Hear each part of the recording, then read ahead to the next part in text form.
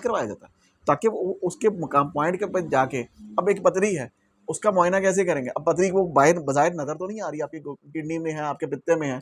अगर लिवर, अगर पानी की थैलियाँ, पीसीओडी की प्रॉब्लम है, लेडीज़ की प्रॉब्लम है, अगर उसकी वो अंदर कोई ट्यूब्स बंद हैं, तो वो कैसे पता लगेगा? वो उसको तशख़ीस वैसे कैसे करेगा? जब तक उसके साइज़ या उसकी मेज़रमेंट या उसका उसकी वो अल्ट्रासाउंड नहीं देखेगा, तो वो कैसे उसका कर दे। देखें, एफएसएसजी, एलएच, ये सारे टेस्ट करवाने पड़ते हैं, सीमन का एनालिसिस करवाना पड़ता है, बाकी बाकी सारी रिपोर्ट्स जो हैं वो करवानी पड़ती है, उसकी एचबी जो है वो चेक करवानी पड़ती है, चेक करवा के टेस्ट करवा के उसकी रिपोर्ट जो है सिम्टम में कुछ बज़ाहिर नज़र आ रही होती है, लेकिन कुछ को लाजमी उसके टेस्ट करवाए जाते हैं।